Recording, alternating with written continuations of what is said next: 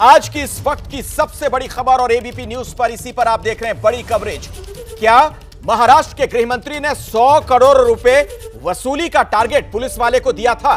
यह खुलासा किया है, यह गंभीर आरोप लगाया है एक और पुलिस वाले ने ही, जो इस वक्त महाराष्ट्र में डीजी रैंक के अधिकारी हैं। मुंबई के पूर्व पुलिस कमिश्नर की चिट्ठी से महाराष्ट्र में सियासी तूफान मचा हुआ है।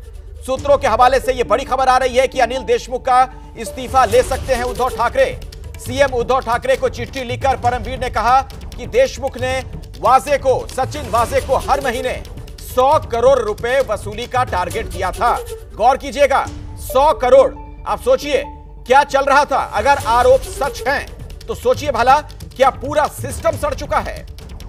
हमारे साथ रौनक कुकड़े हमारे सहयोगी इसी खबर पर जुड़ रहे हैं अधिक जानकारी के साथ। रौनक, ये खबर आ तो रही है कि इस्तीफा लिया जा सकता है गृह मंत्री का, लेकिन एक जानकारी यह भी मिल रही है कि आदित्य ठाकरे को कोरोना हो गया है। इसका सीधा सा मतलब यह है कि शायद अब उद्धव ठाकरे भी कोरोना का प्रोटोकॉल मानेंगे और शायद किसी से ना मिले जुले। तो क्या यह इस्तीफा टल भी सकता है?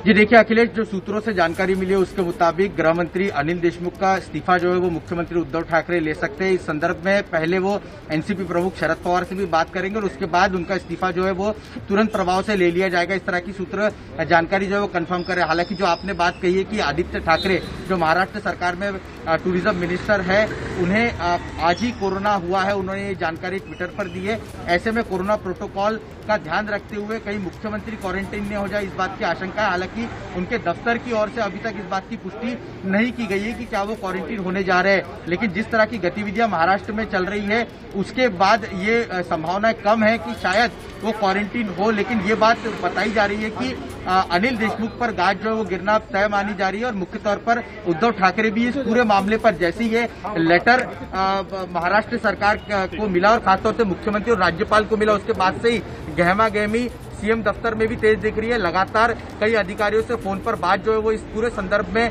मुख्यमंत्री उद्धव ठाकरे भी कर रहे हैं। और हमें जो जानकारी मिली कि कुछ देर बाद एनसीपी प्रमुख शरद पवार से भी उद्धव ठाकरे फोन पर बात करके इस पूरे मसले पर आधिकारिक दोनों पार्टियों का क्या कहना है, इसके बाद ही आखिरी फैसला जो है वो अनिल देशमुख को लेकर लिया जाएगा। उद्धव ठाकरे रौनक, आप इस खबर पर नजर बनाकर रखें, चूंकि आपके पीछे हम देख पा रहे हैं कि हलचल बहुत तेज है। दोबारा मैं आपके पास लौटूंगा, लेकिन उससे पहले दर्शकों को हम बता देते हैं जो ये चिट्ठी है ना जिसका जिक्र बार बार हो रहा है, परमवीर सिंह ने जो चिट्ठी लिखी उसका मजमून क्या है, क्या बातें कही गई हैं जो सीएम को संबोधित करते हुए चिट्ठी लिखी गई।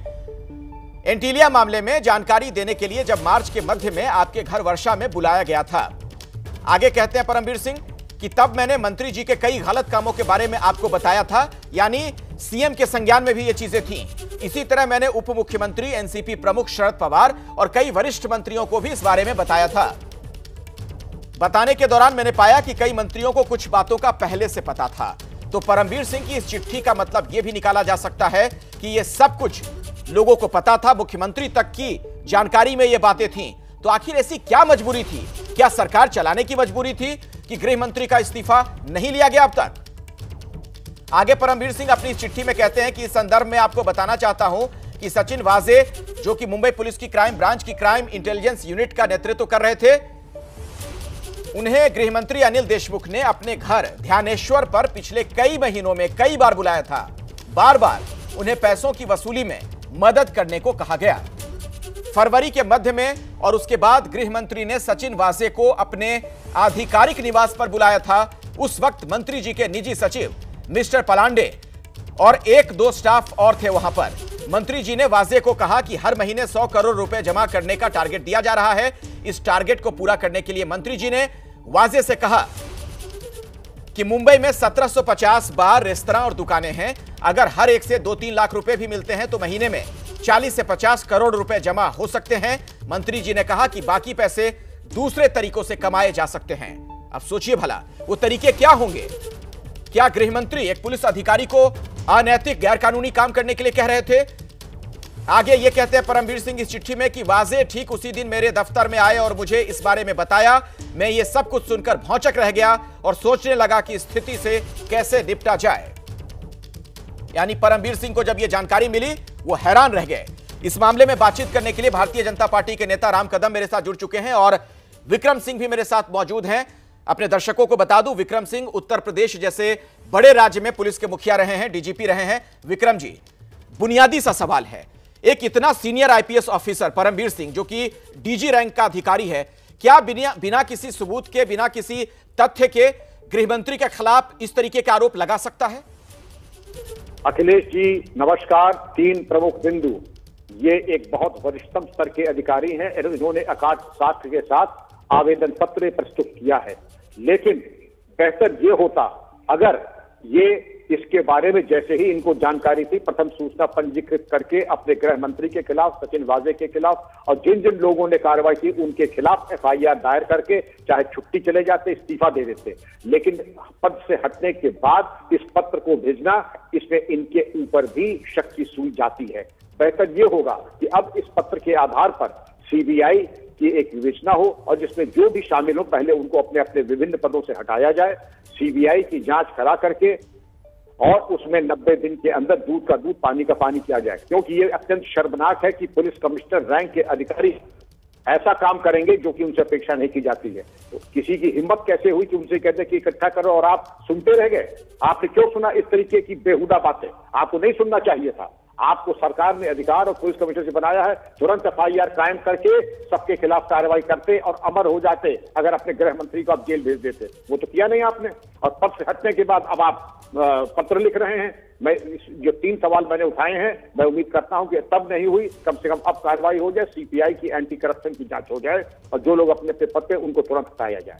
राम कदम जी, केंद्र में आपकी सरकार है, क्या आप लोग मांग करेंगे सीबीआई जांच हो इस मामले में?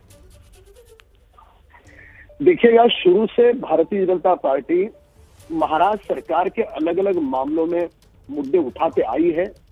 ना हमने किसी पुलिस अफसर का गलत काम करने वाले व्यक्ति का, अधिकारी का समर्थन किया है, ना हमने राजनेताओं का जो गलत काम करे उनका भी कभी समर्थन नहीं किया। पुरजोर तरीके से मुखर होकर के अध्ययन के साथ देवेंद्र फडणवीस जी ने इस बात को उठाया। महाराष्ट्र सरकार के मुख्यमंत्री स्वयं वाजे की वकालत कर रहे थे, वो कह रहे ये तो बिन लादेन नहीं है। तो कहीं ना कहीं ये जो 100 करोड़ की वसूली है, ये 100 करोड़ की वसूली एक लौती एनसीपी पार्टी के पास जाए, ये बात रास नहीं आती। तीनों दलों की क्या साझेदारी थी, किसे किसे कितना जाता था, और भी शहर है, उन शहरों से पुलिस को क्या टारगेट दिया था। अब तक 1600 करोड़ रुपए हिसाब से, अगर जो परमवीर सिंह ने कहा है मुंबई से ही 1600 करोड़ रुपए आए, तो ये मामला बहुत संगीन मामला है। निश्चित तौर पे इस मामले की जांच केंद्रीय जांच एजेंसी से हो, किस तरह से हो, आगे हमारे पार्टी के वरिष्ठ नेता तय करेंगे। पर किसी भी व्यक्ति को जिसने गलत काम किए जी करते, वाजे का पिता कौन था, वाजे का माँ बाप कौन था, आज पूरे देश को पता चला है। और मुख्यमंत्री के समेत पूरी सरकार उसे किस कारण से बचा रही थी। और आपको क्या लगता है राम कदम जी, क्या आपको लगता है कि गठबंधन की मजबूरी है कि उद्धव ठाकरे बचा रहे हैं चूंकि एनसीपी से आते हैं गृह मंत्री अनिल देशमुख? देखो कैसी विटंबना है, इस महाराज के छत्रपति शिवाजी महाराज की भूमि पर मुकेश अंबानी जैसा बड़ा उद्योजक, न उनकी सुरक्षा है, न पालघर के साधुओं की किलकारियां अभी भी हम नहीं भूले, अभी भी उन साधुओं को न्याय नहीं मिला, न वे साधु सुरक्षित है। यहाँ पर तो फौज के अफसरों के घर में घुसकर ये शिवसेना की धुन में उनको जाकर के पीटते हैं, ये भी हमने पहले देखा है। पूरी तरह से ये आपराधिक तत्वों में सरकार लिप्त है और वही कारण है कि कानून व्यवस्था की धज्जियां उड़ चुकी है। ये पहला मामला नहीं है, विगत 16 महीनों में ये सरकार केवल अफसरों के तबादले में जुटी है। एक ही दिन 12 डीसीपी की ट्रांसफर होती है जी। वहां पे उद्धव ठाकरे नाराज होते हैं, फोन बंद करके बंगले में बैठ जाते हैं, तुरंत शरद पवार जी घर से उठ करके उनके घर समझाने जाते हैं। फिर दूसरे दिन फिर डीसीपी की ट्रांसफर होती है। वो जो 12 डीसीपी की ट्रांसफर हुई, क्या उन 12 डीसीपी को भी इन 3 दलों ने कोई टारगेट दिया था? ठीक है, मैं उस पर आता हूं, लेकिन खबर को थोड़ा आगे बढ़ाते हैं। मेरे साथ चूंकि विक्रम सिंह जी मौजूद हैं, ठीक है, मैं विक्रम सिंह जी का रुख करना चाहूंगा। विक्रम जी, ये बताइए, आप सही कह रहे हैं जो आप बातें कह रहे थे परमवीर सिंह के बारे में कि जब वो पद पर थे, जब उन्हें इस बात की जानकारी मिली, तब उन्होंने कार्रवाई क्यों नहीं की? उनकी मंशा पर सवाल खड़े होंगे कि आपको पद से जब हटा दिया गया, जब आपका ट्रांसफर कर दिया गया, तब ये सारी बातें आप क्यों कह रहे हैं? लेकिन अगर एक गृहमंत्री के खिलाफ इतने संगीन आरोप लगाए जाते हैं, क्या ऐसे में एक शख्स को इस संवैधानिक पद पर बने रहना चाहिए जब तक पूरी जांच ना हो जाए? हरगिज नहीं। आरोप लगने के उपरांत वो भी ऐसे अकाट साक्ष्य के बाद किसी को भी अपने पद पे रहने का न कोई नैतिक कारण है, न नैतिक रीजन की वजह से वो अपने पद पे बना रह सकता है।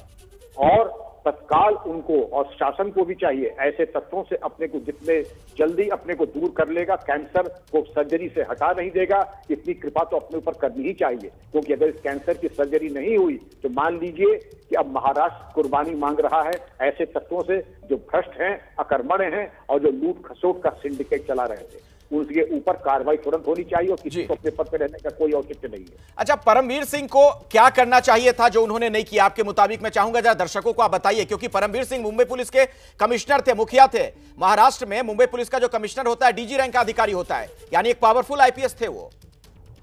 देखिए, मैं पहले भी कह रहा था ये डीजीपी रैंक के अधिकारी थे, पुलिस अधिकारी थे कि ये मुर्गी पालन अधिकारी, ये गन्ना विकास अधिकारी नहीं थे।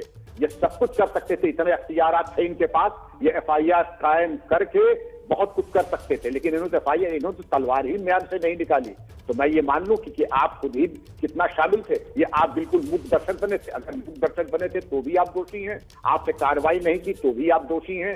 एफआईआर करके आप छुट्टी चले जाते, कम से कम ये मैं मान लेता, क्योंकि गृह मंत्री के खिलाफ आपने एफआईआर की है इसलिए, लेकिन आपने तो कुछ किया ही नहीं। पद से हटने के बाद चिट्ठी लिखने का कोई माने नहीं है। और इसके बारे में जांच परमवीर सिंह के खिलाफ ही होनी चाहिए उसी तरीके से, क्योंकि आपकी संलिप्तता के बारे में अब आपको सफाई देनी होगी। बिल्कुल बिल्कुल। और राम कदम जी, देखिए एक और बात है, परमवीर सिंह की इस चिट्ठी में एक और बात का जिक्र है, मैं दर्शकों के सामने स्पष्ट करना चाहूंगा। सीएम की जानकारी में ये सारी बातें थी। परमवीर सिंह कहते हैं अपनी चिट्ठी में कि मैंने मुख्यमंत्री को इस बाबत बताया था और एनसीपी सुप्रीमो शरद पवार को भी जानकारी दी थी। तो क्या यह माना जाए, अगर वसूली का रैकेट चल रहा था तो एक तरीके से पैसों की बंदरबांट जारी थी वहां पर? देखिएगा, जिस समय देवेंद्र फडणवीस जी ने विधानसभा में सारे सबूत दिए, मुख्यमंत्री जी का क्या कर्तव्य था? वे तुरंत वाजे को सस्पेंड करते। पूरे के पूरे तीनों दल वाजे के समक्ष मंत्री जी ने आकर के ना उसका तबादला किया, सस्पेंशन किया, कुछ नहीं किया। वो दूसरे दिन जाकर के करा उन्होंने, और उस दिन तो उसकी वाजे की उन्होंने सिफारिश की। कहने लगे ये कोई बिन लादेन नहीं है। 24 दिन में मनसुख के मामले में वाजे पर अब तक हत्या का आरोप महाराष्ट्र की सरकार ने नहीं लगाया। आज जाकर के उनको सुबह सपना आया, एटीएस के द्वारा वाजे की पुलिस कस्टडी पूछ रहे थे।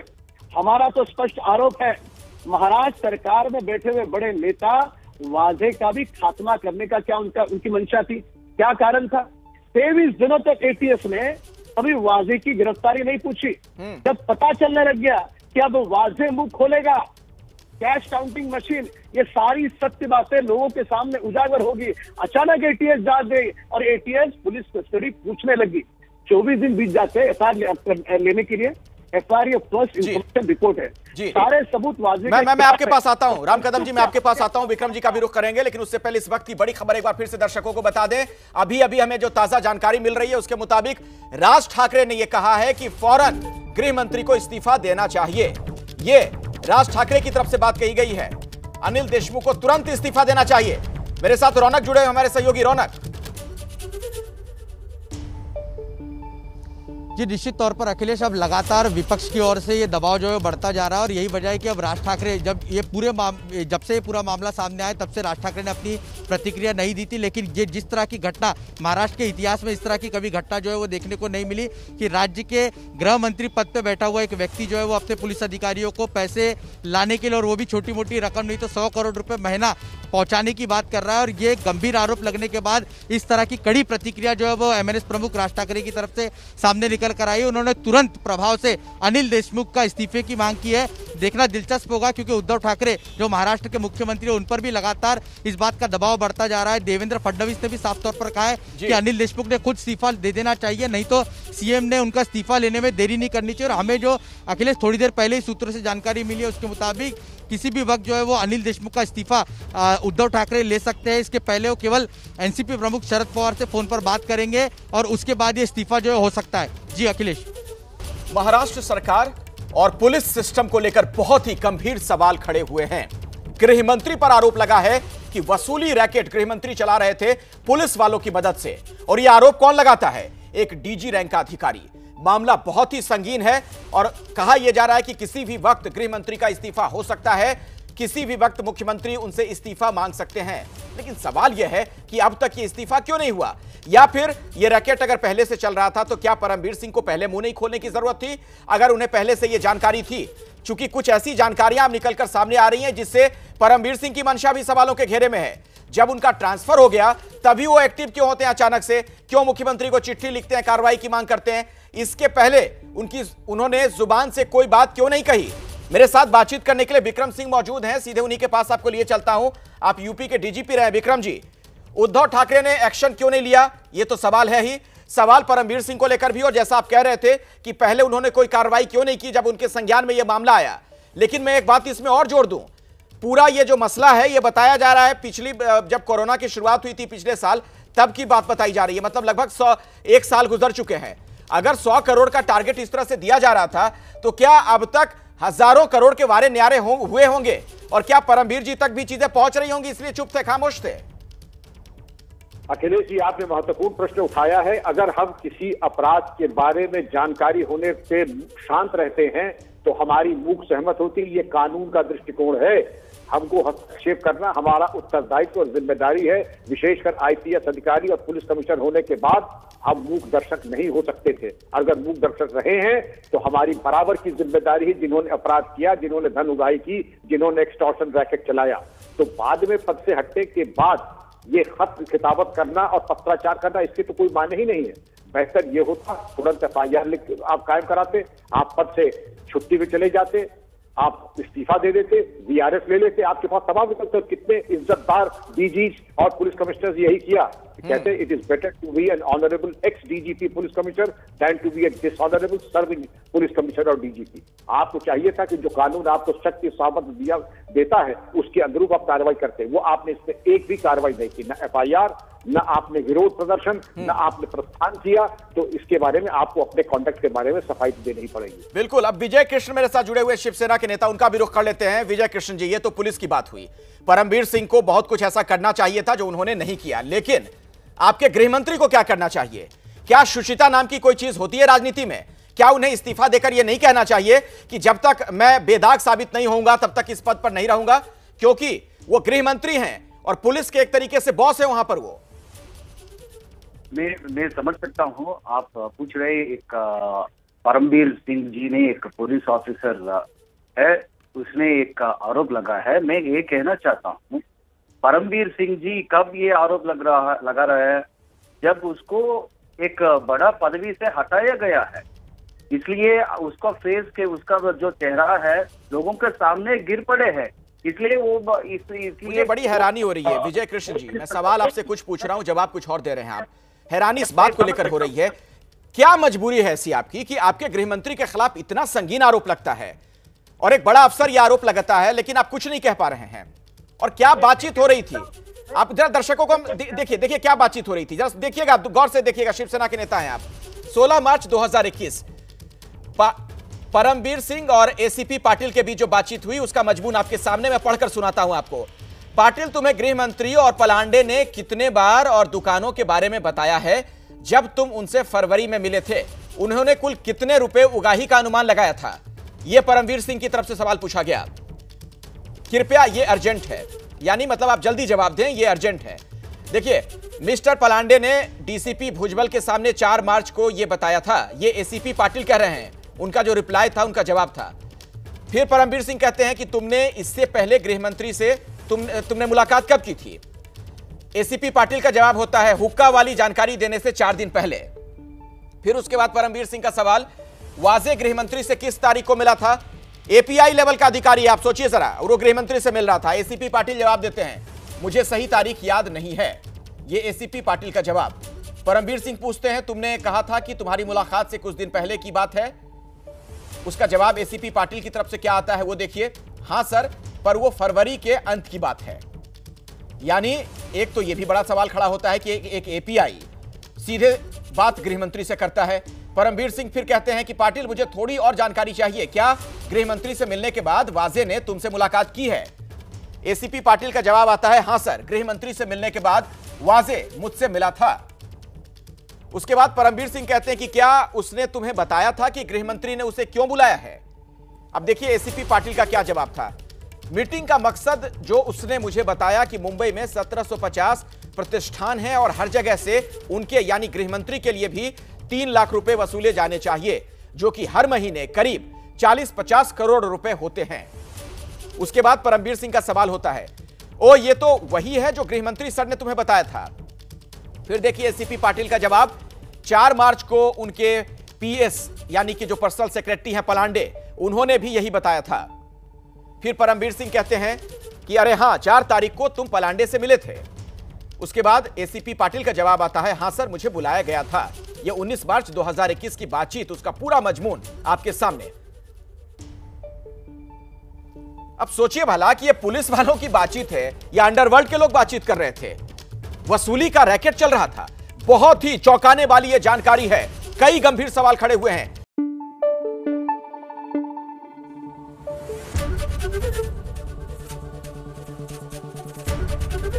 एबीपी न्यूज आपको रखे आगे।